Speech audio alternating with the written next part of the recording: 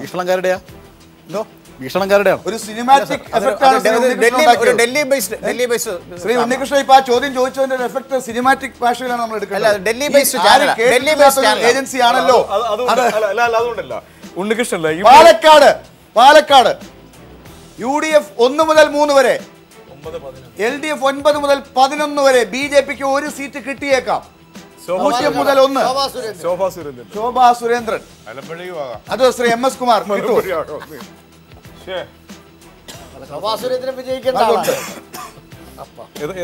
Palakkad Shobha Surendran ജയിച്ചേക്കാം. Shri MS കുമാറിന് അതൊരു അല്പം സംശയം ഉണ്ടെങ്കിലും അദ്ദേഹം സംശയമില്ല. പക്ഷെ പാലക്കാട് ശോഭാ സുരേന്ദ്രൻ ജയിക്കണമെങ്കിൽ കേരളത്തിൽ BJPക്ക് എത്ര സീറ്റ് കിട്ടേണ്ടി വരും? അതുകൂടെ MS കുമാർ പറയേണ്ടി വരും. ഇതിപ്പോ പഴയ കണക്കുകളുമായി യാതൊരു ബന്ധവുമില്ല. ഇതൊക്കെ മുൻപ് നമ്മൾ കേട്ടിട്ടില്ലാത്ത രീതിയിലുള്ള പുതിയ കണക്കുകൾ വരുന്നുണ്ട്. ഒരുപക്ഷെ ശ്രീ ഉണ്ണികൃഷ്ണൻ പറഞ്ഞതുപോലെ ചരിത്രം മാറ്റി എഴുതുന്ന രീതിയിൽ 19 മുതൽ പുതിയ കണക്കുകൾ ഓ രാജഗോപാലും പരാജയപ്പെട്ട ഒരു തെരഞ്ഞെടുപ്പിൽ അല്ലെങ്കിൽ പരാജയപ്പെടുന്ന ഒരു തെരഞ്ഞെടുപ്പിൽ ശോഭാ സുരേന്ദ്രൻ വിജയിക്കും. തിരുവനന്തപുരത്ത് 3 സീറ്റ് വരെ BDJS-ഉമായിട്ടുള്ള കൂട്ടുകെട്ട് BJPക്ക് ഒരു നഷ്ടക്കച്ചവടമായിരുന്നു എന്ന് 19-ാം തീയതി കഴിയുമ്പോൾ അവർക്ക് ബോധ്യമാവും. BJPക്ക് BJPക്ക് ഉണ്ടായിരുന്ന പരമ്പരാഗതമായ വോട്ടുകളിൽ ഗണ്യമായ ഒരു കുറവ് സംഭവിക്കുമെന്നുള്ളത് അവർക്ക് അല്പം കൂടെ. Malappuram UDF 13, LDF 3. LDF-ന് പ്രതീക്ഷിച്ച സീറ്റുകൾ കിട്ടുന്നുണ്ടോ എന്ന് സംശയമുണ്ട്. LDF പ്രകാശ് ബാബു, ഈ LDF 3 ആണ് അവിടെ. പൊന്നാനിയും തവന്നൂരുമാണ് നിലവിലുള്ളത് അല്ലേ? ചിലപ്പോ മങ്കടയോ വേറെ തിരൂരോ കിട്ടിയേക്കാം. പെരിന്തൽമണ്ണ കിട്ടിയേക്കാം. നിലമ്പൂരാകാം. LDF-ന് ഒരു മേൽക്കൈ എന്നുള്ളത് ഞങ്ങളും പ്രതീക്ഷിക്കുന്നില്ല. താനൂരും ആകാം, കുഴപ്പമില്ല. മലപ്പുറം ജില്ലയിൽ LDF-ന്റെ സ്ഥാനാർത്ഥി നിർണയം ഇത്തവണ വളരെ കൃത്യമായി ചില ഓപ്പറേഷൻസ് നടത്തിയിട്ടുണ്ട്. ബുദ്ധിപൂർവ്വം എന്ന് പറയാൻ പറ്റത്തില്ല. ജയിക്കുന്ന സ്ഥാനാർത്ഥിയെ നിർത്തുക, അല്ലാതെ അങ്ങനെ ഞാൻ ചോദിക്കട്ടെ, അതുകൊണ്ട് പാളിപ്പോയി എന്നാണോ എന്നല്ല ഞാൻ പറഞ്ഞ. മലപ്പുറം ജില്ലയില് നിലമ്പൂര്, താനൂര് ഒക്കെ LDF നിർത്തിയ സ്ഥാനാർത്ഥി ഒരു മാനദണ്ഡമില്ലാണ്. അല്ല സലിമേ, നിങ്ങളെ തോൽപ്പിക്കാനുള്ള LDF സ്ഥാനാർത്ഥി നിർത്തേണ്ടത് അവര് കാശുകാർ.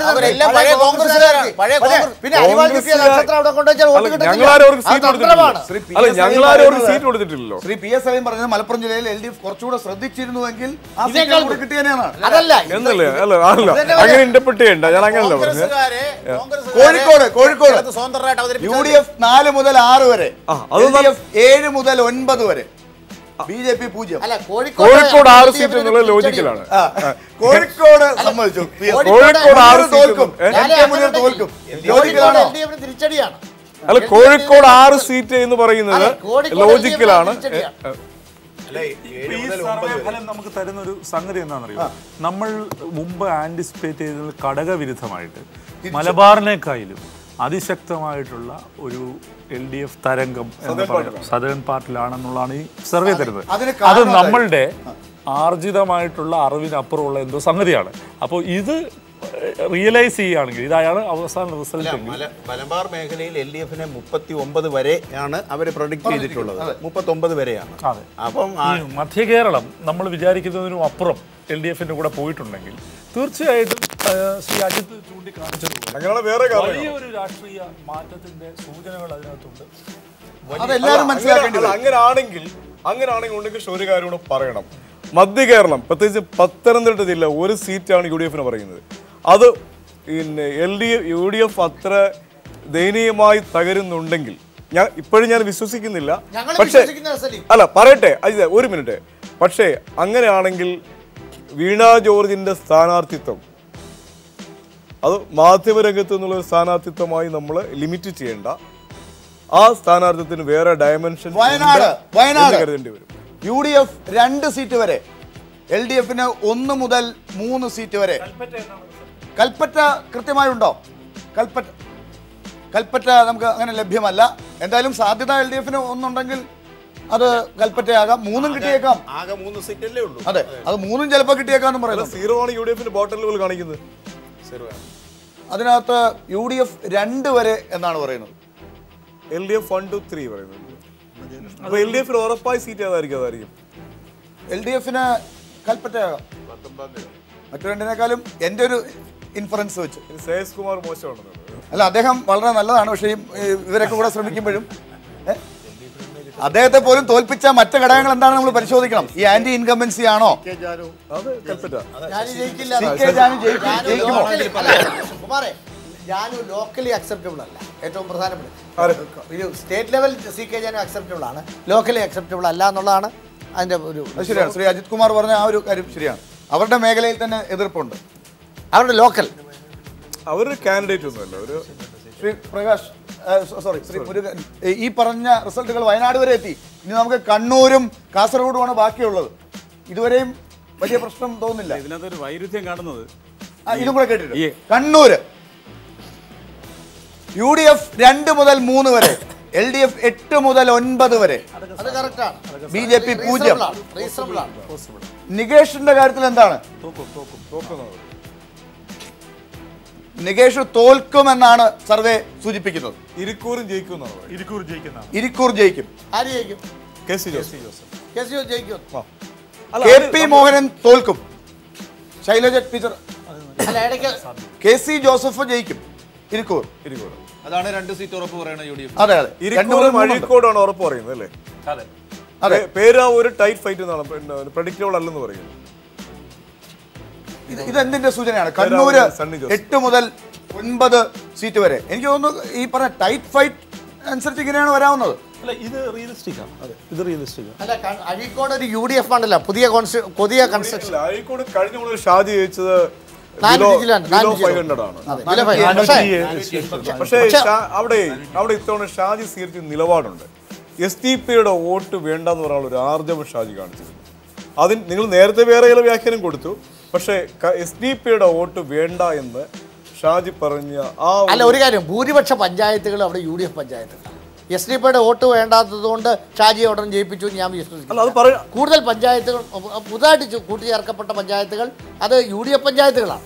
അതാണ് കാരണം. അങ്ങനെയാണെങ്കിൽ കോൺഗ്രസിലെ വിമതർ കണ്ണൂരിൽ വലിയ എഫക്ട് ഉണ്ടാക്കിയില്ലെന്നാണോ മനസ്സിലാക്കേണ്ടത്? അല്ല, കണ്ണൂര് സംശയം പറയുന്നത് ഈ അല്ല, കണ്ണൂരില് ഈ രാകേഷ് നിന്നിട്ടും ഷാജിയാണ് ജയിക്കുന്നത്. അഴീക്കോട് രാകേഷ് മത്സരിച്ച് അഴീക്കോട് എന്നിട്ടും ആണല്ലോ കാണിക്കുന്നത്. അല്ല, കണ്ണൂർ എന്തെങ്കിലും സംഭവിച്ചാൽ അത് വേണം. കാസർഗോഡ് ഉദുമ എന്താണ്? ഉദുമ കാസർഗോഡ് UDF-ന് 2 മുതൽ 3 വരെ സീറ്റുകൾ, LDF-ന് 1 മുതൽ 2, BJP-ക്ക് 1 സീറ്റ് കിട്ടിയേക്കാം. അപ്പൊ ഉദുമയുണ്ട്. LDF-ന് കിട്ടുന്ന സീറ്റ് ഉദുമയാകാൻ സാധ്യത. അല്ല, UDF-ന്റെ 3ാമത്തെ സീറ്റ് ഉദുമയായിരിക്കത്തില്ലേ? അതെ, അത് കിട്ടുകയാണെങ്കിൽ മഞ്ചേശ്വരവും കാസർഗോഡും കഴിഞ്ഞ്. അല്ല, ഇപ്പൊ ഇവര് പറയുന്നത് ഉദുമയാണ് LDF-ന് പറയുന്ന ഒരു സീറ്റ്. സുധാകരൻ തോറ്റേക്കാം എന്നാണ് പറയുന്നത്. ഉറപ്പായി അഡീഷണൽ സീറ്റ് ഏതാ? കാസർഗോഡും മഞ്ചേശ്വരവും കാസർഗോഡും കൂടാതെ പിന്നെ UDF-ന് അല്ല, ഒരു സീറ്റ് BJP ആണ്. അതെ, BJP ആണ്. പക്ഷെ UDF-ന് 3 പറയുന്നില്ലേ? UDF-ന് 3 സീറ്റ് കിട്ടുമ്പോൾ 3 വരുമ്പോൾ മറ്റൊരു BJP-ക്ക് കിട്ടില്ല, LDF-നായിരിക്കും കിട്ടുന്നത്. അപ്പൊ മിസ്റ്റർ സുരേന്ദ്രൻ ഒരു പക്ഷേ നിങ്ങളുടെ സുരേന്ദ്രൻ ചിലപ്പോൾ കരകയറും എന്നുള്ളതായിരിക്കും ഇതിന്റെ സൂചന. അല്ല, BJP-ക്ക് കിട്ടിയില്ലെങ്കിൽ അത് LDF-ന് കിട്ടാവുന്നതാണ്. ക്ഷേമസ് കുമാർ, കാസർഗോഡാണ് നിങ്ങളുടെ പ്രതീക്ഷയുള്ള മറ്റൊരു ജില്ല. അവിടെ ഒരു സീറ്റ് കിട്ടിയേക്കാമെന്നുണ്ട്. ഈ കണക്ക് വെച്ച് ഈ പ്രതീക്ഷകൾ ഇങ്ങനെയാണെങ്കിൽ, കേരളം മുഴുവൻ ഇങ്ങനെയാണ് അലയടിക്കുന്നതെങ്കിൽ കാസർഗോഡ് പ്രതീക്ഷിക്കണം. അതായത് ഇപ്പൊ BDJS ഇഫക്റ്റിലൂടെ നിങ്ങൾ NDA മുന്നണിയിലൂടെ ഉണ്ടാക്കിയ ഒരു പുതിയ ഒരു പ്രചരണ മേൽക്കോയ്മയുണ്ട്. അത് നിങ്ങൾക്ക് എല്ലായിടത്തും ഒരുപോലെ നിലനിർത്താൻ സാധിച്ചു എന്ന് ഈ സർവേ ഫലം സൂചിപ്പിക്കുന്നില്ല. പഴയ അവസ്ഥയിൽ തന്നെയാണ്. ഒരുപക്ഷെ കൂടുതൽ നേട്ടം ഉണ്ടാക്കി കൊടുക്കുന്നു ഈ തെക്കൻ മധ്യമേഖലകളിൽ LDF. തിരുവനന്തപുരത്തെ ബ്രേക്ക് ഡൗൺ ലാൽ എടുത്തായിരുന്നു. തിരുവനന്തപുരത്ത് അരുവിക്കരയില് LDF ആണ് പറയുന്നത്. അരുവിക്കര പാറശാല. അത് ഏതൊക്കെ സീറ്റുകളാണ് എന്നാണ് നമുക്ക് അറിയേണ്ടത്. സീറ്റുകൾ ശ്രീ ഉണ്ണികൃഷ്ണൻ എവിടെ നിന്ന് കിട്ടി? ഫോണിലുണ്ട്. അരുവിക്കരയൊന്നും ഒരു സർവേ എടുക്കാൻ പറ്റത്തില്ല, അറിയോ? അത്ര കോംപ്ലിക്കേറ്റഡ് കോൺസ്റ്റിറ്റ്യുവൻസി ആണ് അരുവിക്കര. ഒരു സർവേയുടെ 35,000-ലധികം മുസ്ലിംസ് ഉണ്ട്. അവർ പറയുന്നത് വളരെ ഇൻട്രസ്റ്റിംഗ് ആയിട്ടുള്ള വേറെ സംഗതി എന്താണെന്നറിയോ? തിരുവനന്തപുരം സെൻട്രൽ ഫൈറ്റ് നടക്കുന്നത് ശ്രീശാന്തും ആന്റണി രാജുവും തമ്മിലാണ്. തിരുവനന്തപുരം സെൻട്രലിൽ PS ശിവകുമാർ അല്ല എന്നാണ് അവർ പറയുന്നത്. ശരിയാവാൻ സാധ്യതയുണ്ട്. സർവേ ഫലങ്ങളെല്ലാം 100% ഒന്നും ശരിയല്ലെങ്കിലും ജില്ലാതലത്തിൽ അനലൈസ് ചെയ്തപ്പോൾ എറണാകുളം ജില്ലയോട് മാത്രമേ ഉള്ളൂ എല്ലാവർക്കും യോജിക്കാൻ കഴിയാത്ത ഒരു സമീപനമെടുത്ത്. ബാക്കിയെല്ലാം ഏറെക്കുറെ ശരിയാവാൻ സാധ്യതയുണ്ടെന്നുള്ളൊരു സമീപനമാണോ അതിൻ്റെ അർത്ഥം? അല്ല, അതിൻ്റെ അത്ര ശരിയാന്ന് തോന്നുന്നില്ല. അല്ല, അതൊരു വിദൂര സാധ്യതയുണ്ട്. അല്ല അജിത്, വേറൊരു കാര്യമുണ്ട്. നമ്മൾ പറഞ്ഞ പോലത്തെ ഒരു സ്വഭാവം ഇതിനുണ്ടെങ്കിൽ പത്തനംതിട്ട ഈ അച്ചീവബിൾ ആണ്. ഇത് അത്ഭുതപ്പെടാനൊന്നുമില്ല. 100 സീറ്റ് എവിടുന്ന് കിട്ടും? ഒരു ഇടത് തരംഗം എന്നുള്ളത് ന്യായീകരിക്കുന്നതാണ് അത്.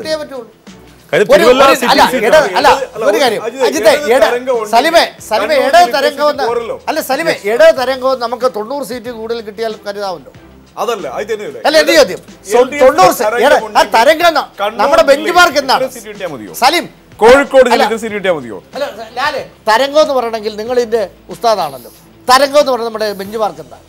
ഒരു 90 തരംഗം ഓരോ കാലഘട്ടത്തിലാണ് ഫിലോസഫി പറയല്ല. ഞാൻ എണ്ണം പറ, കണാവണ പറയുന്നത്. അജിത് കുമാർ, നിങ്ങളൊരു എണ്ണം പറ. ശ്രീ അജിത് കുമാർ പറഞ്ഞത് ശരിയാണ്. 100. പക്ഷേ 100 ഒരു കാര്യം, അല്ലല്ല, LDF UDF മാത്രമാണെങ്കിൽ 100 വേണം. അല്ല, LDF UDF മാത്രമാണെങ്കിൽ 100 വേണം. AK ഇപ്പൊ ഒരു ട്രയാങ്കുലർ ഒരു 40 സീറ്റ് എന്നൊക്കെ ഇവര് പറയുന്നുണ്ട്.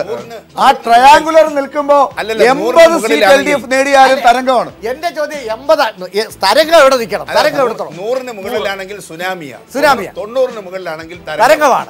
ഓക്കെ, തരംഗം 90 വെക്കാം, 80 വെക്കണോ? അല്ല, തരംഗം 90 വെക്കാം. 90. അദ്ദേഹം ചോദിച്ച ചോദ്യത്തിന് ഉത്തരം എന്താണെന്നറിയോ? നമുക്ക് റാന്നി LDFന്റെ സിറ്റിംഗ് സീറ്റാണ്, പിന്നെ തിരുവല്ല സിറ്റിംഗ് സീറ്റാണ്. അടൂർ പ്രകാശ് ജയിക്കുന്ന അവർ പറയുന്നുണ്ട്, കോടതി പറയുന്നുണ്ട്. ഇത് രണ്ടും കഴിഞ്ഞാൽ പിന്നെ ഉള്ളത് ആറന്മുളയല്ലേ ഉള്ളൂ. അടൂര് അതെ. അപ്പൊ പിന്നെ ആകപ്പാടുള്ള ആറന്മുളയുടെ കാര്യമുള്ളൂ. ആറന്മുളയും കൂടി ജയിക്കുമെന്ന് പറയുന്നത് വലിയൊരു എക്സാജറേറ്റഡ് സംഭവമല്ല. ഇത്രയും ജയിക്കാമെങ്കിൽ ആറന്മുള ജയിക്കാം. ആറന്മുള ജയിക്കാൻ കാരണം അവിടെ MD രമേശ് UDFന്റെ വോട്ട് കാര്യമായി പിടിച്ചു മാറ്റുന്നതുകൊണ്ടാണ് അവിടെ മാത്രമല്ല അവിടെ കമ്മ്യൂണലാണ്. ഹൈന്ദവ വോട്ടുകൾ രണ്ടായി. ശ്രീ അജിത് കുമാർ, ആ അതിർത്തി കടന്ന് ഇപ്പൊ ആറന്മുളയിലേക്ക് വന്നപ്പോ മാത്രം അത് കമ്മ്യൂണലായോ? അതിനപ്പുറം ഉള്ളിടത്തെല്ലാം വേറെ എഫക്റ്റും, ഇവിടെ മാത്രം കമ്മ്യൂണലോ? എന്നല്ല അവിടെ MD രമേശിനെ പോലെ ശക്തമായ ഒരു BJP സ്ഥാനാർത്ഥി MD രമേശിനെ, അപ്പുറത്ത് ശിവദാസൻ നായർ സിറ്റിംഗ് MLA. അപ്പൊ അവിടെ വരുമ്പോൾ സ്വാഭാവികമായിട്ട് വീണ ജോർജിന് ഹൈന്ദവ എല്ലാം ജാതി വെച്ച് നമ്മൾ കളിക്കുന്നുണ്ടല്ലോ. ആ ഹൈന്ദവ വോട്ടുകൾ ഡിവൈഡ് ചെയ്യുകയും ക്രൈസ്തവ വോട്ട്, കാരണം ഓർത്തഡോക്സ് അത് ഭൂരിപക്ഷം വീണയ്ക്ക് ഒരു കാര്യം ആണെങ്കിലും ശ്രീ ജെ അജിത് കുമാർ കാത്തിരുന്ന ആ സർവേ ഫലവും കൂടി നമ്മളൊന്ന് കാണിക്കുകയാണ്. ന്യൂസ് നേഷൻ എക്സിറ്റ് പോൾ കേരളത്തെ കുറിച്ച് പറയുന്നത് LDF 69, UDF 70, BJP +1, മറ്റുള്ളവർ 0. ഇതാണ് ന്യൂസ് നേഷൻ സർവേ ഫലവും കൂടി വന്നു. ശ്രീ ജെ അജിത് കുമാർ നേരത്തെ സൂചിപ്പിച്ചത് ഈ സർവേ ഫലമാണെന്ന് തോന്നുന്നു. ഈ ഒറ്റ സർവേ ആണ് LDFന് അധികാരത്തിലേക്ക് എത്താൻ സാധിക്കില്ല, കേവല ഭൂരിപക്ഷം കിട്ടില്ല എന്ന് പറയുന്നത്. ശ്രീ ആനത്തലവട്ടം ആനന്ദൻ CPM സംസ്ഥാന സെക്രട്ടേറിയറ്റ് അംഗം കൂടി ചേർന്നിട്ടുണ്ട്. ശ്രീ ആനത്തലവട്ടം, സർവേ ഫലങ്ങൾ ഏതാണ്ട് LDF അധികാരത്തിലേക്ക് എത്തും എന്നാണ് എല്ലാ സർവേകളും ഈ ഒരു സർവേ ഫലം ഒഴിച്ച് പറഞ്ഞുകൊണ്ടിരിക്കുന്നത്. നിങ്ങൾ പ്രതീക്ഷിച്ച രീതിയിലാണോ ഈ സൂചന? ഞങ്ങൾ നേരത്തെ തന്നെ ഈ സർവേ ഫലം വരുന്നതിന് മുമ്പ് തെരഞ്ഞെടുപ്പിന് പ്രവർത്തനം ആരംഭിക്കുമ്പോൾ തന്നെ എത്ര സീറ്റ് കിട്ടുമെന്നുള്ളതിനെ കുറിച്ചൊരു ധാരണയുണ്ടായി. അതൊരു 78-80 സീറ്റാണ്.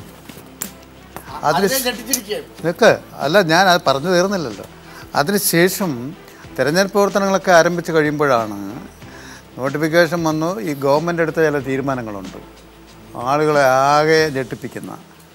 രാജ്യത്തിൻ്റെ ഭൂമി ചില വ്യക്തികൾക്ക് പതിച്ചു കൊടുക്കുക, 10,700-222 ക്യാബിനറ്റ് തീരുമാനങ്ങൾ എടുക്കുക, അത് പരസ്യപ്പെടുത്താതിരിക്കുക, അതിൻ്റെയൊക്കെ ചിലത് ചോർന്നു വന്നപ്പോൾ നമ്മുടെ പ്രതീക്ഷ കുറച്ചുകൂടി വീണ്ടും കൂടി.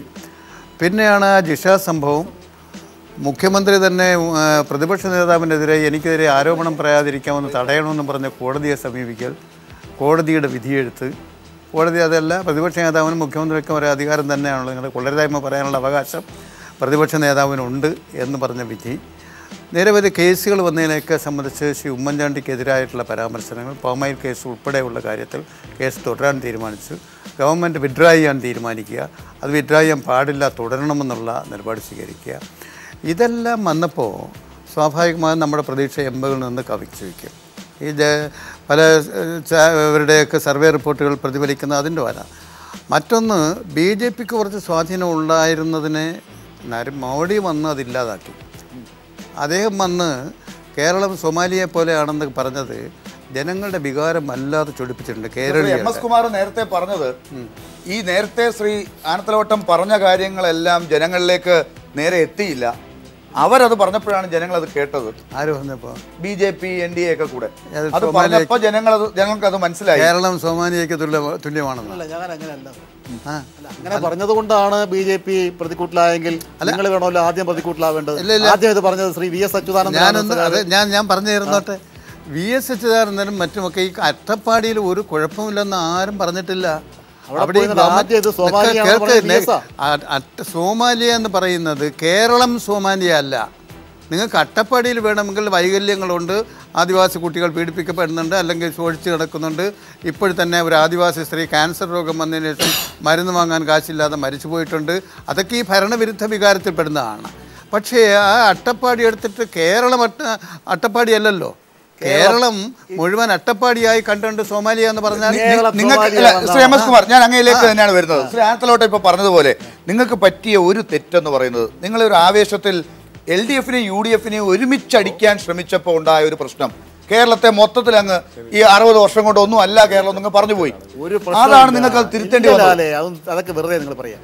ഇദ്ദേഹത്തിന്റെ പ്രസംഗത്തിൽ കേരളം സോമാലിയക്ക് തുല്യമാണെന്ന് പറഞ്ഞിട്ടേ ഇല്ല. ആ ഒരു ഇംപ്രഷൻ ജനങ്ങളിലേക്ക് വന്നു. എങ്ങനെ ഇംപ്രഷൻ വരും? ലൈവായിട്ട് കാണിച്ചുകൊണ്ടിരുന്ന ഒരു സ്പീച്ചിനെ നിങ്ങൾ ഇങ്ങനെ കുമാർ പറയുന്ന അനുസരിച്ചാണ് കേരളത്തിലെയും ഇന്ത്യയിലെയും ദേശീയ മാധ്യമങ്ങളും ഞാൻ പറയട്ടെ അദ്ദേഹം പറഞ്ഞത് ഞാനൊരു ദിനപത്രത്തിൽ ഒരു ഫോട്ടോ കണ്ടു, വളരെ ദയനീയമായ ഒരു ചിത്രം.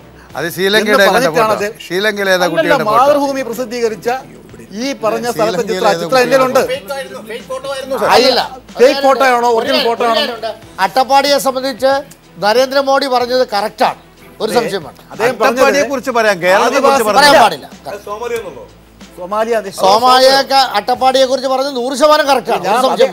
കേരളത്തെ കുറിച്ച് പറഞ്ഞതിനെ കുറിച്ചാണ് ചർച്ച ചെയ്യേണ്ടത്. പറഞ്ഞതിനെ ദുർവ്യാഖ്യാനം ചെയ്ത് ചർച്ച ചെയ്യരുത്. അതേ പറഞ്ഞത് ആദിവാസി കുട്ടികളുടെ നിരക്ക് അല്ല ഉണ്ണി, അതെ കണക്കുകളെ കുറിച്ച് നമുക്ക് കേട്ടോ. എന്താറിയോ, വളരെ മോശം. വയനാട്ടിലെ പല ജില്ലകളിലും ഭേദം അട്ടപ്പാടി.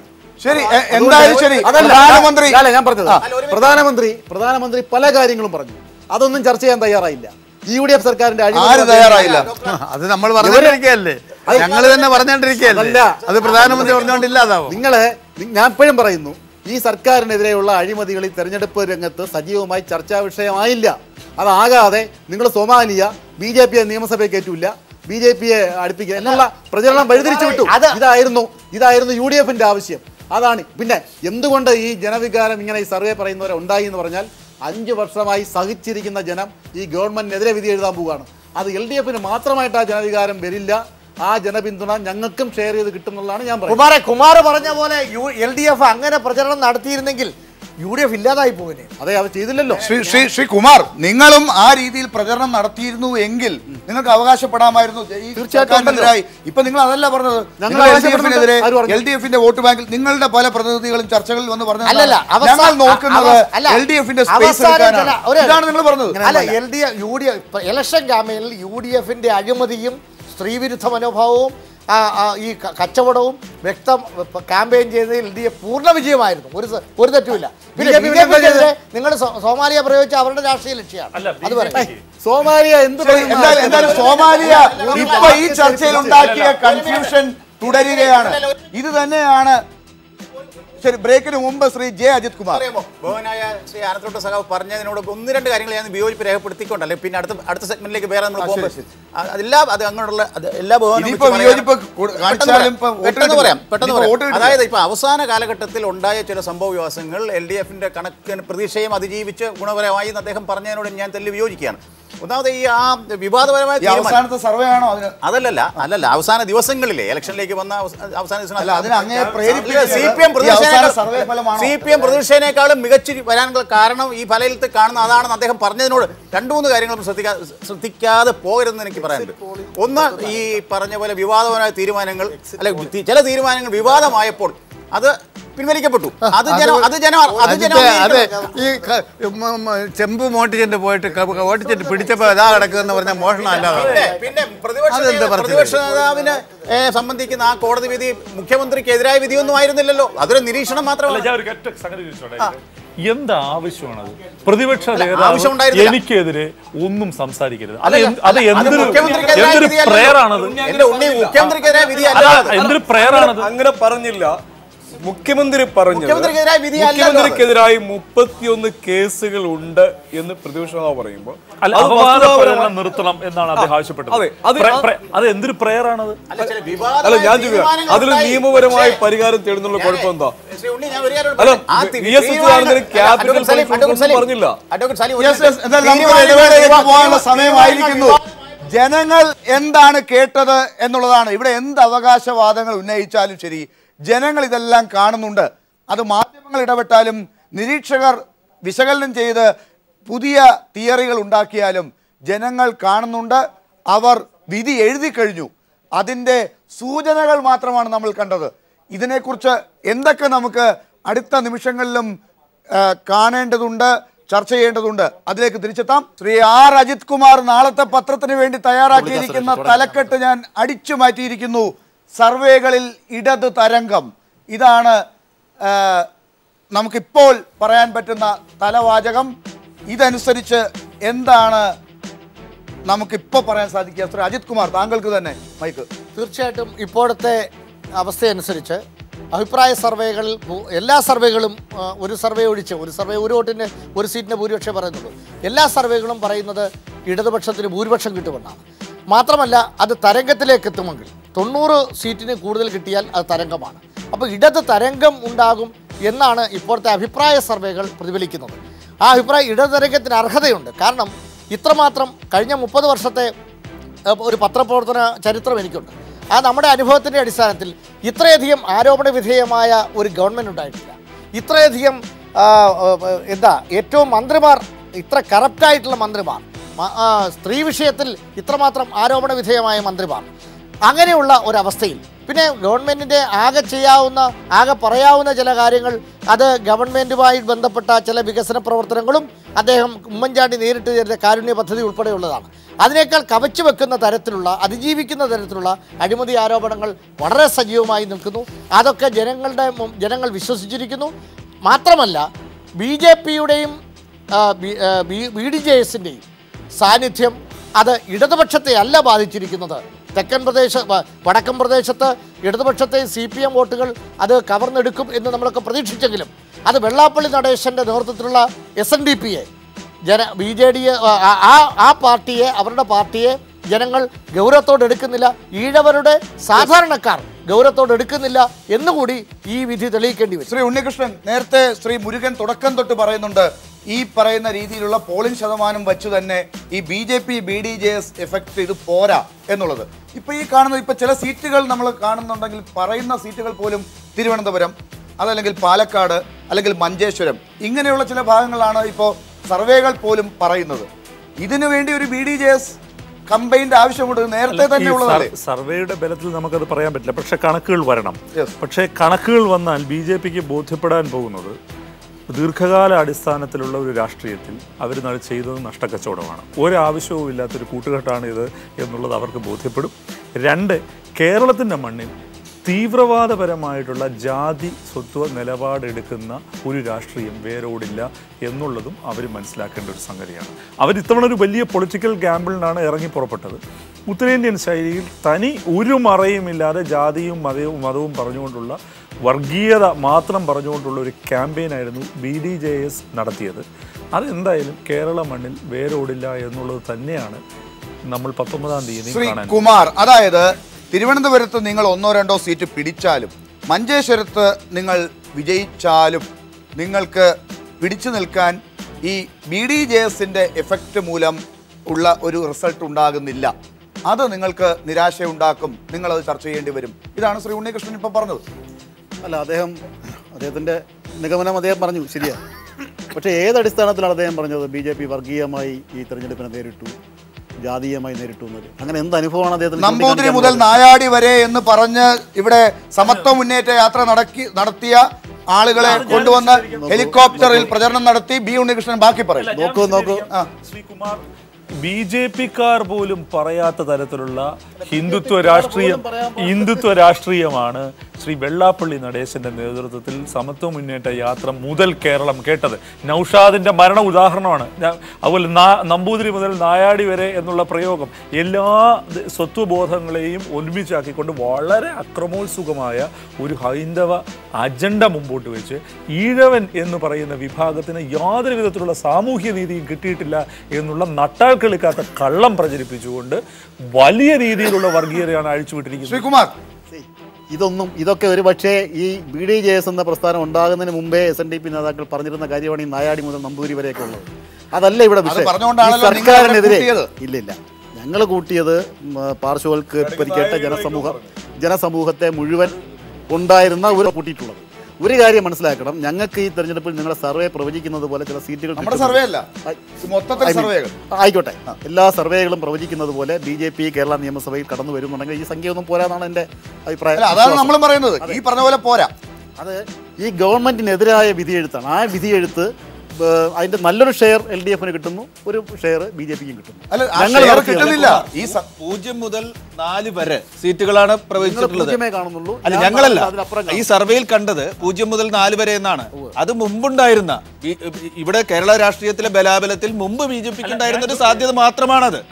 BDJS സഖ്യം കൊണ്ട് എന്തെങ്കിലും മെച്ചം ഉണ്ടായതായിട്ട് കാണുന്നില്ല എന്നാണ് എന്ന് പറയുന്ന ഒരു സംഗതി ഇത്രയും ഫലപ്രദമാണെങ്കിൽ ഈ സീറ്റ് പോരല്ലോ. അപ്പൊ അതുകൊണ്ട് താങ്കൾ അതിനെ എങ്ങനെ വിലയിരുത്തും?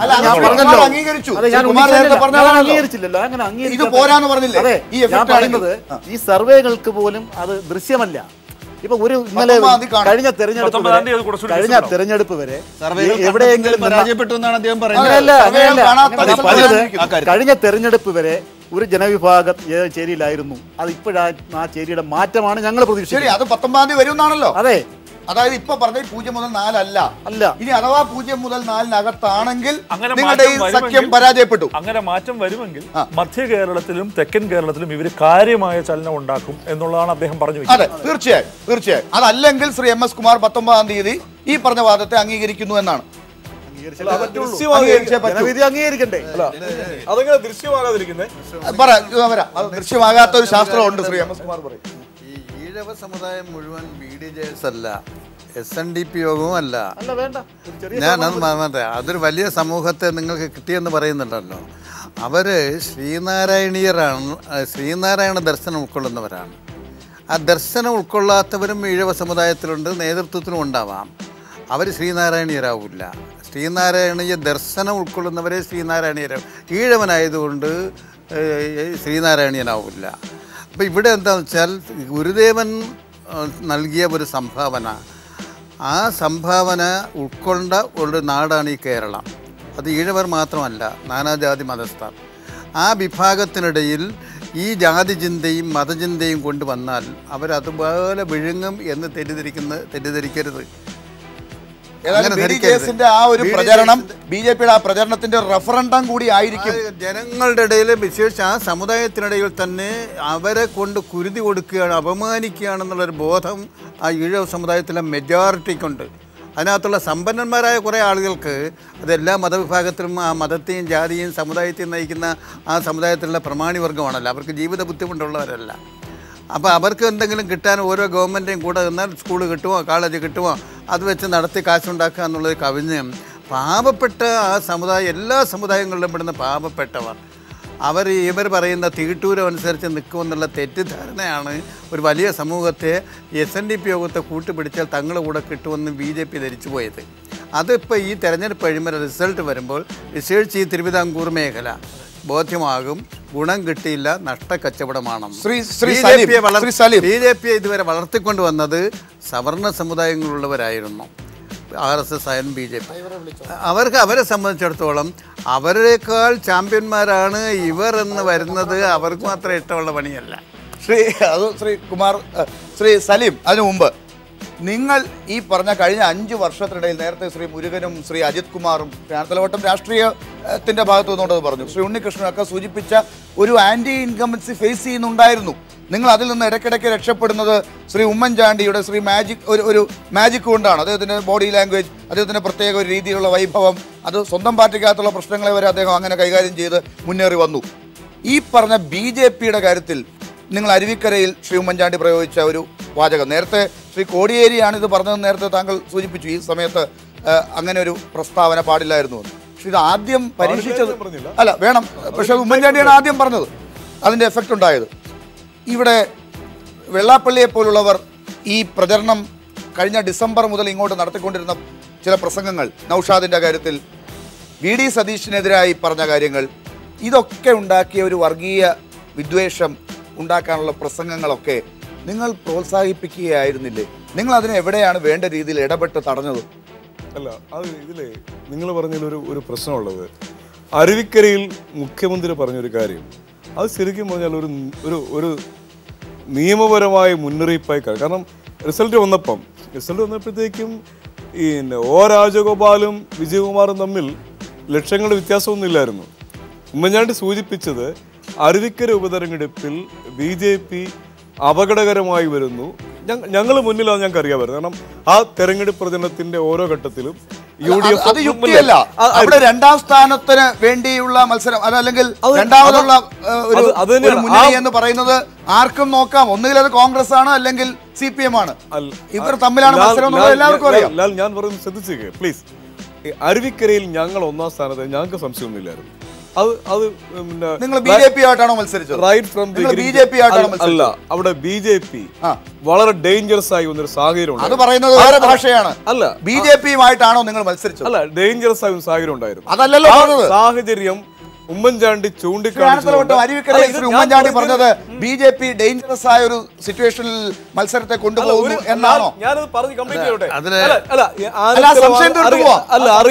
അറിയാം, പിണറായി വിജയന്റെ സംഘടനാ വൈഭവം ഒന്നുകൊണ്ട് മാത്രമാണ് അവിടെ CPM-ന് ഫേസ് ചെയ്യാൻ കഴിഞ്ഞത്. കാരണം ആ വ്യത്യാസം നോക്ക്, O രാജഗോപാലും വിജയകുമാറും കാരണം എന്തോ ആയിക്കോട്ടെ, മുഖ്യമന്ത്രി പറഞ്ഞത് എന്ത്, അതാണോ യാഥാർത്ഥ്യം? അതിനെക്കുറിച്ച് പറയുന്ന ഈ വ്യാഖ്യാനം ശരിയോ? സലീം പറയുന്നത് നിങ്ങളുടെ നേതാവായ ശ്രീ AK ആന്റണി എന്നെ അബദ്ധം മനസ്സിലാക്കി ഇപ്പം തിരുത്തി. ആന്റണി എന്താ പറഞ്ഞത്, ഈ ഉമ്മൻചാണ്ടിയുടെ നിലപാട് വളരെ പെശകാണെന്ന് കണ്ടിട്ടാണ് BJP BJPയോട് ഒരു മൃദുത്വ സമീപനം സ്വീകരിക്കുന്ന പിന്നീട് ദുഃഖിക്കേണ്ടി വരും. ഇപ്പോ ഈ തെരഞ്ഞെടുപ്പിനും അതേ സമീപനം എടുത്ത്, അത് ചില ധാരണയുടെ അടിസ്ഥാനത്തിലാണ് ചേട്ടാ ഒരു മിനിറ്റ്. ഉമ്മൻചാണ്ടി ഇത് പ്രസംഗിച്ചോടാ, കുട്ടനാടാണ്. കുട്ടനാട് ഒരു സംശയവും വേണ്ട, അവിടെ BJDS-ന്റെ, അതാണ് ഞാൻ നേരത്തെ പറഞ്ഞത്, അതിശക്തമായ സ്വാധീനം അവിടെ പോയ. ഇത് ചിലപ്പോ ശരിയായിരിക്കാം, പക്ഷെ ബുദ്ധിപൂർവം കേരളത്തിന്റെ ഒരു പ്രത്യേക പശ്ചാത്തലത്തിലുള്ള ഒരു രാഷ്ട്രീയ തെരഞ്ഞെടുപ്പ് നടക്കുമ്പോൾ ബുദ്ധിപൂർവം നിങ്ങൾ പറയേണ്ടത് എന്താണ്? നിങ്ങൾ ഈ UDF LDF തമ്മിലാണെന്നല്ലേ പറയേണ്ടത്, രാഷ്ട്രീയമല്ലേ? ഒരു കാര്യം കൊണ്ട് സലീം മറുപടി പറയുന്നതിന് മുമ്പ് ഒരു സംഗതി കൂടെ, സലീമിന്റെ ഇപ്പൊ വളരെ സെൻസിബിൾ ആയിട്ടൊരു ചർച്ചയിലേക്കാണല്ലോ നമ്മൾ പോകുന്നത്. ഇദ്ദേഹം ആ നിലപാടാണ് എടുക്കുന്നത്. ഇവിടെ ശ്രീ ഉമ്മൻചാണ്ടി ഈ BJP BDJS സഖ്യത്തിനോട് വളരെ കൃത്യമായ ഒരു സോഫ്റ്റ് പെഡലിംഗ് നടത്തി എന്നുള്ളതിന് ഒരു സംശയവും വേണ്ട. വളരെ മൃദു സമീപനം അദ്ദേഹം സ്വീകരിക്കുകയും അതുകൊണ്ട് LDF-ന് തട്ടുകേട് ഉണ്ടാവണമെങ്കിൽ ഉണ്ടാവട്ടെ, ഭരണ തുടർച്ച ഉണ്ടാവട്ടെ, ഇതിന്റെ അപകടം അദ്ദേഹം തിരിച്ചറിഞ്ഞപ്പോൾ അദ്ദേഹം ചെയ്ത ഒരു ഒന്നാന്തരം ഗിമിക്കിന്റെ ഭാഗമാണ് സൊമാലിയ ഉൾപ്പെടെയുള്ള കാര്യങ്ങൾ. BJP-യെ നമ്മളാണ് നേരിട്ട് കൗണ്ടർ ചെയ്യുന്നത് എന്നുള്ളൊരു പ്രതീതി അദ്ദേഹം വരുത്തി തീർക്കാൻ ശ്രമിച്ചത്. പക്ഷേ ഈ പൊളിറ്റിക്കൽ ക്യാമ്പിൽ ബൂമറാങ്ങിനെ പോലെ തിരിച്ചടിച്ചു എന്നുള്ള അദ്ദേഹത്തിന് തെരഞ്ഞെടുപ്പ് പ്രചരണത്തിന്റെ അവസാന ദിവസങ്ങളിൽ ഒരു യുദ്ധത്തിൽ ഒരു തന്ത്രം വിജയിക്കും, എല്ലാ യുദ്ധത്തിലും ആ തന്ത്രം വിജയിക്കില്ല. അരുവിക്കരയിൽ ഉമ്മൻചാണ്ടി വളരെ ബോധപൂർവമാണത് പറഞ്ഞത്. മൈനോറിറ്റി വോട്ട് അവർക്ക് അനുകൂലമായി കൺസോൾട്ട് ചെയ്യാൻ വേണ്ടിയിട്ട് പറഞ്ഞതാണത്.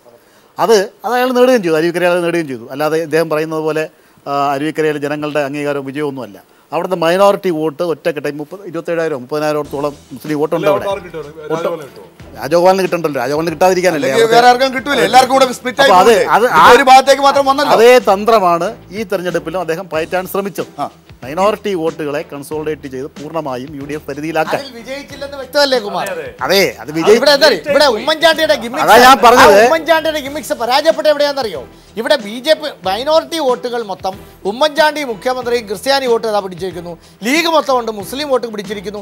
അത് പരാജയപ്പെടാൻ കാരണം BJPയെ രാഷ്ട്രീയമായി BJPയെ എതിരിടാൻ ഇടതുപക്ഷത്തിന് മാത്രമേ കഴിയൂ എന്നൊരു ഫീലിംഗ് ക്രിസ്ത്യാനികൾക്കും മുസ്ലിങ്ങളുടെ ഒരു വിഭാഗത്തിനും വന്നിരിക്കുന്നു. അതുകൊണ്ടാണ് സത്യം. അത് ആരുണ്ടാക്കിയാലും ഉണ്ടായോ എന്നുള്ളതാണ്. കേരളത്തിലെ ജനങ്ങളെ ഉണ്ടായോ ഇല്ലയോ എന്നുള്ളത് 19 തീരുമാനിക്കാം. അത് ഉണ്ടാക്കാൻ ശ്രമിച്ചത് കോടിയേരി ബാലകൃഷ്ണൻ. ആരുണ്ടാക്കിയാലും ഉണ്ടായോ? ഇപ്പൊ ജനങ്ങളെ ഉണ്ടാക്കി കഴിഞ്ഞാൽ ഉണ്ടാകുന്നവരാണ്.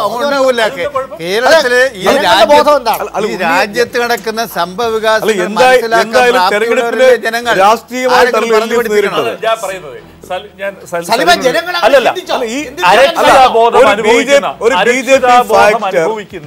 ന്യൂനപക്ഷങ്ങളോട് നിങ്ങളുടെ സംരക്ഷണയ്ക്ക് ഞങ്ങൾ ഉണ്ടെന്ന് പറയുന്നതിൽ എന്താ തെറ്റുള്ളത്? അതൊരു രാഷ്ട്രീയ കക്ഷി ചെയ്യേണ്ട ഉത്തരവാദിത്വമല്ല. ശ്രീ മുരുകൻ അല്ല അജിത്, അങ്ങനെ ഒന്നും ഉണ്ണി പറയുന്ന പോലെ അങ്ങനെയൊന്നും CPM കേരളത്തിലെ പൊതുസമൂഹത്തോട് കമ്മ്യൂണിക്കേറ്റ് ചെയ്തിട്ടില്ല. അതൊരു ഇൻഡയറക്റ്റ് കമ്മ്യൂണിക്കേഷൻ. ആ ഇൻഡയറക്റ്റ് കമ്മ്യൂണിക്കേഷൻ വിശ്വസിച്ചോ മുസ്ലിങ്ങൾ? ക്രിസ്ത്യാനികൾ വിശ്വസിച്ചോ? അതാണ് ശ്രീ സലീം, നിങ്ങൾ ഈ കാണുന്നതെല്ലാം ഇൻഡയറക്റ്റ്, ഇൻവിസിബിൾ. ഡയറക്റ്റ് ആയിട്ടുള്ളതും വിസിബിൾ ആയിട്ടുള്ളതും ഒന്നും നിങ്ങൾ കാണാത്തതാണ് നിങ്ങളുടെ ഒരു പ്രശ്നം. വിസിബിൾ ആയിട്ടുള്ള കേരളത്തിൽ UDFന്റെ ജനക്കൂട്ടം AK ആന്റണിയുടെ ഉമ്മൻചാണ്ടിയുടെ പര്യടനങ്ങളിൽ തടിച്ചുകൂടിയ ജനക്കൂട്ടം നരേന്ദ്രമോദിക്ക് ബീഹാറിൽ കണ്ട ജനക്കൂട്ടം അദ്ദേഹത്തോടുള്ള എല്ലാ സ്നേഹവും നിലനിർത്തിക്കൊണ്ട് ഞാൻ പറയുന്നത് ജനക്കൂട്ടമില്ല. ഇതിലെ കനയ്യകുമാറിന്റെ അത്ര ജനക്കൂട്ടം അവിടെ അമിത്ഷായ്ക്ക് ഇല്ലായിരുന്നു. ഒറ്റ കാര്യം, കോടിയേരി ബാലകൃഷ്ണൻ പറഞ്ഞാണ് ഇത് ഉണ്ടാക്കിയെന്ന് പറഞ്ഞില്ലേ, ജനങ്ങളുടെ മനസ്സിൽ വരില്ലേ? കോഴിക്കോട് ഇതുപോലൊരു ചാനൽ ചർച്ചയ്ക്ക് പോയ നമ്മുടെ മുഹമ്മദ് റിയാസ്, അവനോട് ഇവരുടെ പാർട്ടിയിലുള്ള 5-6 RSSകാർ വന്ന് നിന്നെ പാകിസ്ഥാനിലേക്ക് കടത്തുമെന്ന് പറയുകയും ചാനൽ ചർച്ച പകുതി വെച്ച് നിർത്തേണ്ടി വരികയും ആക്രമിക്കുകയും പോയ സംഭവം അയാൾ കൊണ്ടൊരു പരാതി കൊടുത്തു പോലീസ് സ്റ്റേഷനിൽ. എന്നെ ഇങ്ങനെ പാകിസ്ഥാനിൽ പോകണമെന്ന് പറഞ്ഞ് ആക്ഷേപിക്കുകയും എന്നെ ആക്രമിക്കുകയും ചെയ്തു. ആ പരാതി കൊടുത്തിട്ട് അതിൻ്റെ അടിസ്ഥാനത്തിൽ ഒരു കേസ് രജിസ്റ്റർ ചെയ്യാനായിട്ട് ഉമ്മൻചാണ്ടി തയ്യാറായോ ഇതുവരെ? അത് ശ്രീ ഉമ്മൻചാണ്ടിക്കിട്ട് പാര വെച്ചതാണ് രമേശ് ചെന്നിത്തല എന്നാണ് ശ്രീ ആന്തലോട്ടം പറയുന്നത്. അത് അന്വേഷിക്കാതിരിക്കുക, ജിഷയുടെ ഘാതകനെ കണ്ടുപിടിക്കാതിരിക്കുക, ഇതൊക്കെ തെരഞ്ഞെടുപ്പിൽ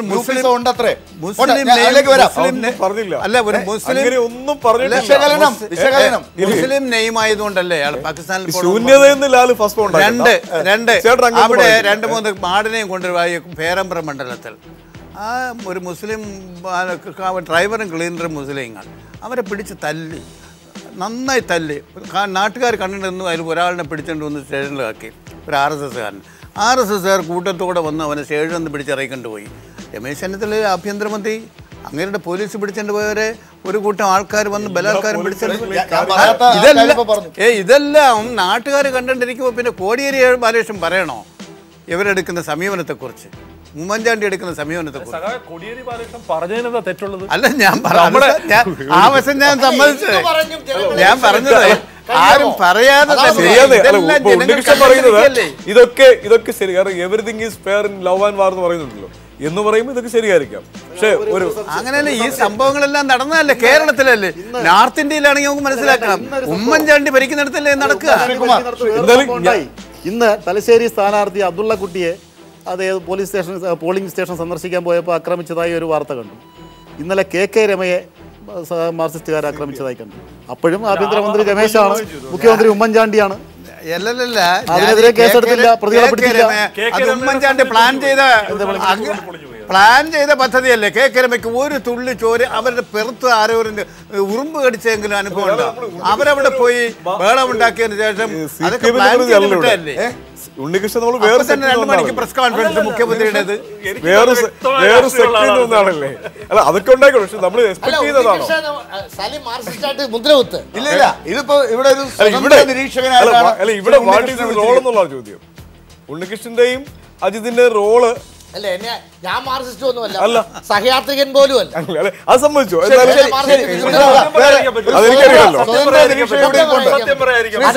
ഞാൻ ആദ്യം MS കുമാറിനെ സപ്പോർട്ട് ചെയ്യും. സ്വതന്ത്ര നിരീക്ഷണമായതുകൊണ്ട് ശ്രീ മുരുകനോട് എനിക്ക് ചോദിക്കേണ്ട ചോദ്യം ഇപ്പൊ ഇതിനകത്ത് നമ്മൾ ചർച്ച ചെയ്യപ്പെടാതെ പോകുന്ന ഒരു കാര്യമുണ്ട്. ഇതിനകത്ത് NSS എടുത്തൊരു നിലപാട്, അത് ഏത് രീതിയിലായിരിക്കാം? ഈ സർവേ ഫലങ്ങൾ സൂചന ശരിയാണെങ്കിൽ അവിടെ നമ്മൾ ചർച്ച ചെയ്യപ്പെടാതെ വിടുന്നത് ശരിയല്ലല്ലോ. പ്രമുഖമായ ഒരു സ്ഥാനം ഈ റിസൾട്ടിന് NSSനും സംഭാവന ചെയ്യാനുണ്ട്. പക്ഷേ നമ്മൾ വിലയിരുത്തി കഴിഞ്ഞാൽ ഈ റിസൾട്ട് വെച്ച് വിലയിരുത്തുകയാണെങ്കിൽ, റിസൾട്ട് അല്ല ഇതിൻ്റെ ഒരു പ്രൊജക്ഷൻ വെച്ച് വിലയിരുത്തുകയാണെങ്കിൽ NSSന്റെ വോട്ട് കാര്യമായി UDFന് കിട്ടിയിട്ടില്ല എന്നാണ് തോന്നുന്നത്. നമ്മൾ നേരത്തെ സംശയിച്ചെന്താണ് BDJS ഫാക്ടർ വരുമ്പോഴത്തേക്ക് ട്രഡീഷണലായിട്ട് BJPക്കും NDAക്കും കിട്ടിക്കൊണ്ടിരിക്കുന്ന നായർ വോട്ട് സ്പ്ലിറ്റ് ചെയ്ത് പോകുമെന്നാണ് നമ്മൾ കരുതിയിരുന്നത്. അത് അങ്ങനെ അല്ലെന്ന്. ഇപ്പം അങ്ങനെ ആയിരുന്നെങ്കിൽ ഈ രീതിയിലുള്ള ഒരു പ്രൊജക്ഷൻ അല്ല വരുന്നത്. അല്ല, LDFന് അനുകൂലമായിട്ടല്ലേ പോയിട്ടുണ്ടാകുക, പലർക്കും BJPക്ക് അനുകൂലമായും വന്നിട്ടില്ല. അല്ല, LDFന് അനുകൂലമായി എത്രമാത്രം പോയെന്ന് സംശയമുണ്ട്. കാരണം അതായത് അങ്ങനെ ഒരു ഫാക്ടർ ഇല്ല.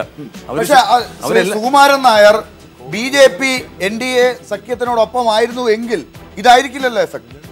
അതിനോടൊപ്പം നിൽക്കാതിരുന്നതിന്റെ ഒരു സൂചന, ഒരു സ്പ്ലിറ്റ് ആയ നായർ വോട്ടുകളുടെ ഒരു സാഹചര്യം. ഒരു ചെറിയ ശതമാനം LDFന് കിട്ടും. പക്ഷെ ഒരിക്കലും NSSന്റെ പിന്തുണയോടുകൂടി LDFന് വോട്ട് കിട്ടത്തില്ല. നമുക്കെല്ലാം അറിയാം. കാരണം കുറെ കാലം എന്നറിയാം അവരുടെ താല്പര്യങ്ങൾ എന്താണ്. അവരുടെ താല്പര്യങ്ങൾ എപ്പോഴും പ്രോ UDF ആണ്.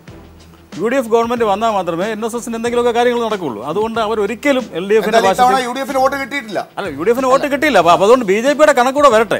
BJPയുടെ വോട്ട് ഷെയർ വന്നാൽ മാത്രമേ നമുക്ക് അത് വിലയിരുത്താൻ പറ്റൂ. ഇപ്രാവശ്യം NSSന്റെ നിലപാട് ഇപ്രാവശ്യം NSSന്റെ നിലപാട് സ്വാഭാവികമായി വളരെ കർശനമായ നിഷ്പക്ഷ നിലപാടെടുത്തു. അവർക്ക് അനുകൂലമായ ചില പോക്കറ്റുകളിൽ അവർക്ക് LDFന്റെ UDF സ്ഥാനാർത്ഥികളെയും സപ്പോർട്ട് ചെയ്ത് കാണും. പക്ഷേ പൊതുസമൂഹം സ്വീകരിക്കുന്ന അന്തസ്സുറ്റ നിലപാടാണ് ജി സുകുമാരൻ നായർ കൈക്കൊണ്ടത്. അതുകൊണ്ട് അത് സ്വാഭാവികമായി NSS എന്ന് കണ്ടാൽ നമ്മുടെ മനസ്സിൽ, പൊതുസമൂഹത്തിൻ്റെ മനസ്സിൽ എന്താണ്? അത് UDF വോട്ടാണ്. എല്ലാവരും LDF വോട്ടല്ല, UDF വോട്ടാണ്, അല്ലെങ്കിൽ BJP വോട്ടാണ്. ഇപ്പോൾ അത് രണ്ടുമല്ല എന്ന് വ്യക്തമായതോടുകൂടി അതിൻ്റെ അഡ്വാൻറ്റേജ് LDFന് കിട്ടിക്കാണും എന്ന കാര്യത്തിൽ യാതൊരു സംശയം. അത് രണ്ട് സമുദായത്തിൻ്റെ, ഇപ്പോൾ ക്രിസ്ത്യൻ സമുദായത്തിൻ്റെ കാര്യത്തിലും ഇന്ന് പല ബിഷപ്പുമാരും പറഞ്ഞ കാര്യവും കൂടി ഉണ്ട്. UDFന് ഞങ്ങൾ അനുകൂലമായി പറഞ്ഞിട്ടില്ല എന്ന്. പക്ഷേ ഒരു കാര്യമുണ്ട്, ഒരു കാലത്ത് LDFനെ പരസ്യമായി ഓപ്പണായി സപ്പോർട്ട് ചെയ്താണ് LDF. അതുകൊണ്ട് NSS. അപ്പോൾ NSSന് അങ്ങനെ പരസ്യ നിലപാടെടുക്കുന്നതിന് ബുദ്ധിമുട്ടില്ല. സമദൂരത്തിൽ ശരിദൂരം എന്ന് പറഞ്ഞ് UDFനെ സപ്പോർട്ട് ചെയ്തവരുമാണ്. ഇപ്പോൾ അതല്ല, ശരിദൂരമില്ല എന്ന് പറഞ്ഞതിലൂടെ അവർക്കിടെ പോക്കറ്റ്, അവരുടെ പ്രവർത്തകർക്കെല്ലാം വോട്ട് ചെയ്ത് കാണും. എന്നാൽ പോലും LDFന് അത് ആത്യന്തികമായി LDFന് അനുകൂലമായൊരു സ്ഥിതിയായി മാറി. അവർ NSS ആദ്യം അറ്റാക്ക് ചെയ്ത് BJP ആണ്. സാമുദായിക വോട്ടിനെ മാത്രം വിലയിരുത്തുമ്പോൾ പറയുന്ന കണക്കുകളാണ് ഇതൊക്കെ. യഥാർത്ഥത്തിൽ സാമുദായിക വികാരങ്ങളെയും മറ്റു വികാരങ്ങളെല്ലാം അതിജീവിക്കുന്ന ഒരു ശക്തമായ രാഷ്ട്രീയ വികാരം ഇവിടെ ഉണ്ടായതുകൊണ്ടാണ് ഈ ഒരു സ്വിംഗ് വരുന്നത്. അപ്പോൾ മറ്റതെല്ലാം അപ്രസക്തമാണ്. ഒരു കാര്യമുണ്ട്, ഈ സാമുദായിക വികാരം എല്ലാം മാറ്റിവെച്ച് രാഷ്ട്രീയ വികാരം കൊണ്ട് മാത്രമാണെങ്കിൽ നിങ്ങൾ ചൂണ്ടിക്കാണിച്ച പോലെ ഇത്രയും വൻ ഭൂരിപക്ഷം കിട്ടത്തില്ല. ഇപ്പോൾ എല്ലാ അതായത് സാമുദായിക വികാരങ്ങളിലൂടെ LDFനെ സപ്പോർട്ട് ചെയ്തുകൊണ്ടാണ് ഈ അഭിപ്രായ സർവേയിൽ വരുന്ന അത്രയും ഭൂരിപക്ഷം കിട്ടുന്നത്. സാമുദായിക മതവികാരങ്ങൾക്കെതിരായി എപ്പോഴെല്ലാം ഒരു ധീരമായ നിലപാട് ഇടതുപക്ഷ മുന്നണി എടുത്തിട്ടുണ്ടോ അപ്പോഴെല്ലാം നല്ല ഭൂരിപക്ഷം ചെയ്തിട്ടുണ്ട്. ഉദാഹരണത്തിന് 87 എടുത്ത അറിയാമല്ലോ, ജാതിമത സംഘങ്ങൾക്കെതിരായിട്ടില്ല കറക്റ്റ് നിലപാട്. ആ നിലപാടിന്റെ ഫലമായിട്ടല്ലേ 87 സമുദായങ്ങളുടെ വോട്ട് കിട്ടിയിട്ടുണ്ടാകാം. പിന്തുണ ഇപ്പോൾ ഉണ്ടല്ലോ. ഇവിടെ ഇടതുപക്ഷ മുന്നണി സമുദായങ്ങളുടെ പ്രീണനം നടത്തിയിട്ടില്ലെന്നാണ് ശ്രീ സമ്മതിക്കുന്നത്. പക്ഷേ സമുദായ പ്രീണനമില്ലാതെ ചർച്ചയ്ക്ക് കുറച്ചുകൂടെ എല്ലാ LDF സ്ഥാനാർത്ഥികളും കാന്തപുരത്തിന് വീട്ടിൽ പോയി പിന്തുണ അഭ്യർത്ഥിച്ചു. എന്തിനു വേണ്ടി? അതൊക്കെ ഓരോരുത്തർ ഒരു സ്ഥാനാർത്ഥി നിൽക്കുമ്പോൾ ഒരാൾ, ഞാൻ സ്ഥാനാർത്ഥിയായാൽ എൻ്റെ മണ്ഡലത്തിലുള്ള താമസിക്കുന്ന ആ പോപ്പുലേഷൻ നോക്കിയിട്ട് അതിൽ ആരെല്ലാം കണ്ടാൽ എനിക്ക് വോട്ട് കിട്ടുമോ എല്ലാ സ്ഥാനാർത്ഥികളും അവർക്കൊരു വോട്ടുള്ളതാണ്, ഒരു വോട്ടുള്ളതാണ്. ആ വോട്ട് ഇവിടെ കിട്ടേണ്ടത് വോട്ട് കിട്ടിയല്ലേ ജയിക്കും. ഇപ്രാവശ്യം സാമുദായിക വിരുദ്ധ നിലപാടെടുത്ത് എന്നെങ്കിലും നിങ്ങളുടെ ഇടതുപക്ഷം സാമുദായിക വിരുദ്ധ നയം എടുത്തിട്ടുണ്ടോ? 87 എടുത്തല്ലോ. സാമുദായിക വിരുദ്ധമാണോ? അത് സാമുദായിക വിരുദ്ധമല്ല, ഞങ്ങൾ സാമുദായികവും മതവിരുദ്ധ നിലപാടും എടുക്കുന്നവരല്ല. പക്ഷേ 87 ഈ സദ്ദാം ഹുസൈന്റെ ഒരു ഇഷ്യൂ ആയിട്ട് നിങ്ങൾ സദ്ദാം ഹുസൈൻ്റെ കൂടെയാണോ അമേരിക്കയുടെ അതെ അത് 91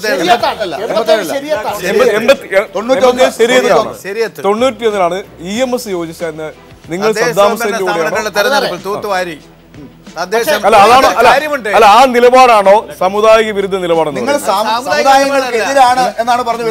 ഞാൻ പറഞ്ഞ സാമുദായിക നിലപാടല്ല. ഞാൻ നേരത്തെ പറഞ്ഞു അത് തന്നെയാണ് എല്ലാ സാമ്രാജ്യത്വത്തിനെതിരായി നിലപാടൊന്നും അവർക്കാണ് അതേ നിലപാട് എപ്പോഴും സാമ്രാജ്യത്വ വിരുദ്ധ നിലപാടെടുക്കുന്ന ഒരു പാർട്ടിയാണ്. അവിടെ സദ്ദാം ഹുസൈനെയും ഇറാഖിനെയും നശിപ്പിക്കുന്നതിന് വേണ്ടി അമേരിക്കൻ സാമ്രാജ്യം നടത്തിയ ആ നീക്കത്തിനെതിരായ നിലപാട് ഞങ്ങൾ എടുത്തു. ആ എടുത്തതിനാണ് ഇവിടെയുള്ള ആൾക്കാർ ഞങ്ങൾക്ക് പിന്തുണ നൽകിയത്. അല്ല അജിതേ, അത് ശരിയാണോ? സദ്ദാം ഹുസൈനെതിരെ ചർച്ചയിലേക്ക് വരുന്നതിന് മുമ്പ് പെട്ടെന്നൊരു ഇടവേളയിലേക്ക് പോകേണ്ടതുണ്ട്. എന്തായാലും ഇടവേളയ്ക്ക് ശേഷം ചർച്ച ചെയ്യേണ്ടത് കേരളത്തിന്റെ ഈ വിധിയെഴുത്ത് ഇപ്പോൾ സർവേകൾ സൂചിപ്പിച്ചതുപോലെയുള്ള ഒരു വിധിയെഴുത്താണ് കേരളം മെയ് 19 തരാൻ പോകുന്നതെങ്കിൽ അതിൻ്റെ പിന്നിൽ രാഷ്ട്രീയമാണോ സാമുദായികമാണോ മറ്റെന്തെങ്കിലുമാണോ? കേരളം വിധി എഴുതി കഴിഞ്ഞു. എക്സിറ്റ് പോൾ സർവേ ഫലങ്ങളുടെ സൂചന അനുസരിച്ച് ഇടത് തരംഗമാണ് കേരളത്തിൽ എന്നാണ് മനസ്സിലാകുന്നത്. തുടർ ഭരണമില്ല UDFന്, LDF അധികാരത്തിലേക്ക് എന്ന് സർവേ ഫലങ്ങൾ. ഇതിൻ്റെ രാഷ്ട്രീയം എന്താണ് എന്ന് ചില സെക്കൻഡുകളിൽ ചില മിനിറ്റുകളിൽ നമുക്ക് ഈ ചർച്ചയിൽ നിന്ന് അവസാന രൂപമായി എടുക്കേണ്ടതുണ്ട്. എല്ലാ പ്രധാനപ്പെട്ട അതിഥികളിലേക്കും ഒന്ന് പോയി വരികയാണ്. ഏറ്റവും ആദ്യം ഈ റിസൾട്ടിൻ്റെ ഇപ്പോഴത്തെ ഇഫക്റ്റ് അനുഭവിക്കുന്ന ശ്രീ PS സലീം, താങ്കൾ എങ്ങനെ പറയും? അല്ല, വളരെ കൃത്യമായി പറയാൻ ആഗ്രഹിക്കുന്നു. ഈ സർവേകൾ ആധികാരികമല്ല, സമഗ്രമല്ല. ഐക്യജനാധിപത്യ ഗവൺമെന്റ് 5 വർഷത്തെ വികസന നേട്ടങ്ങൾക്കുള്ള അംഗീകാരമായി തുടർ ഭരണം ഉണ്ടാവും. ശ്രീ MS കുമാർ, NDAയുടെ സജീവമായ സാന്നിധ്യം ഈ വരുന്ന നിയമസഭാ തെരഞ്ഞെടുപ്പിൽ ഉണ്ടാവും. ഈ സർക്കാരിന്റെ പരാജയത്തോടെ പറഞ്ഞതെല്ലാം തിരിച്ചടിച്ചു. അവസാന വാചകമായിട്ട് അങ്ങനെയാണ് പറയുന്നത്. NDA ഉണ്ടാവും. ശരി, കേരളത്തിലെ മതനിരപേക്ഷ മനസ്സിന്റെ വിജയമാണ് ഈ തെരഞ്ഞെടുപ്പ് ഫലത്തിലുണ്ടാകാൻ പോകുന്നത്. അത് ഏതെങ്കിലും ഒരു ജാതി മതത്തിന്റെ അല്ല, കേരളത്തിലെ മതനിരപേക്ഷ മനസ്സിന്റെ എല്ലാ ജാതിയിലും മതത്തിൽപ്പെടുന്ന മനുഷ്യരുടെ അവരുടെ ഒരു വിജയമായിരിക്കും ഈ തെരഞ്ഞെടുപ്പ്. ഇടതുപക്ഷ മുന്നണിക്കാരുടെ കൂടെ അതോടൊപ്പം തന്നെ 5 വർഷക്കാലം തുടർന്ന് വന്ന ജനദ്രോഹവും അഴിമതി നിറഞ്ഞതുമായ ഭരണത്തിനെതിരായ വിധിയെഴുത്ത്. അഴിമതി വിരുദ്ധം, കച്ചവടം, സ്ത്രീ വിരുദ്ധ നിലപാടുകൾക്കെതിരെ, ഈ 3 നിലപാടുകൾക്കെതിരെയുള്ള വിലയിരുത്തലാണ്.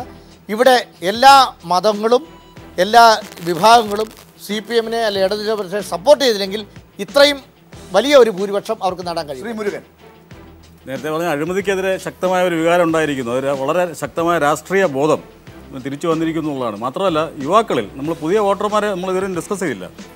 ടെക്നോ പാർക്കിൽ നടന്ന ഒരു സർവേയിൽ നമ്മൾ കണ്ടത് അഴിമതിയാണ് ഈ തെരഞ്ഞെടുപ്പിലെ മുഖ്യ വിഷയം എന്ന് 60% പേർ പ്രതികരിച്ചു. അപ്പോൾ അഴിമതിയാണ്, അഴിമതി വിരുദ്ധമായ ഒരു വിജയമാണത്. യെസ്, ശ്രീ ഉണ്ണികൃഷ്ണൻ, താങ്കളിലാണ് ഈ ചർച്ചയുടെ ഘട്ടം അവസാനിപ്പിക്കുന്നത്. എങ്ങനെയാണ് ഈ ഒരു സിനിമാറ്റിക് ആയ സൂചനകൾ, ഇപ്പോൾ നമ്മുടെ മുമ്പിൽ വന്ന സർവേയുടെ സൂചനകൾ പലപ്പോഴും അവിശ്വസനീയമെന്ന് പറഞ്ഞ് പിന്നീട് നമ്മൾ വിശ്വസിക്കുന്ന ഒരു ഘട്ടത്തിലേക്ക് എത്തി. എങ്ങനെയാണ് ഇതിനെ താങ്കൾ അവസാനിപ്പിക്കുന്നത്? ഇതിന്റെ സർവേയുടെ ആധികാരികതയെ കുറിച്ചൊന്നും ഞാൻ പറയുന്നില്ല. പക്ഷേ പൊതുവേ നമ്മൾ മനസ്സിലാക്കുന്നത് അതിശക്തമായ ആന്റി ഇൻകംബൻസി ഫാക്ടർ ഈ തെരഞ്ഞെടുപ്പിലുണ്ട്. അതിന് അഴിമതി ഒരു ഏറ്റവും പ്രധാനപ്പെട്ട വിഷയമാണ്. അതിനെതിരെ കേരളത്തിന്റെ മതനിരപേക്ഷ മനസ്സ് കൃത്യമായി പ്രതികരിച്ചിരിക്കുന്നു എന്ന് വേണം നമ്മൾ മനസ്സിലാക്കാൻ. എന്തായാലും കേരളത്തിന്റെ മതനിരപേക്ഷ മനസ്സ് കാര്യങ്ങളെ വിലയിരുത്തി അഴിമതിക്കെതിരെ ഭരണവിരുദ്ധ തരംഗത്തിന്, ഭരണവിരുദ്ധ വികാരത്തിന് അനുസരിച്ച് ഒരു വിധിയെഴുത്ത് ഉണ്ടാക്കിയിരിക്കുന്നു. അതാണ് കേരളത്തിന്റെ വിധിയെഴുത്തായി വന്നിരിക്കുന്നത്. എന്തായാലും നമുക്കിതിൻ്റെ കൃത്യത അറിയാനായി മെയ് 19 വരെ നമുക്ക് കാത്തിരിക്കേണ്ടി വരും. നമുക്ക് തൽക്കാലം ഈ ചർച്ചയാണ് ഇവിടെ അവസാനിപ്പിക്കേണ്ടി വരുന്നത്. അതിഥികൾക്ക് പ്രത്യേകം നന്ദി പറയുകയാണ്. ഈ ചർച്ചയിൽ നമുക്ക് ഈ പരിപാടി കുറച്ചുകൂടി മുന്നോട്ട് കൊണ്ടുപോകേണ്ടതുണ്ട്. ചന്ദ്രശേഖരനോടൊപ്പം ഞാൻ തുടരും.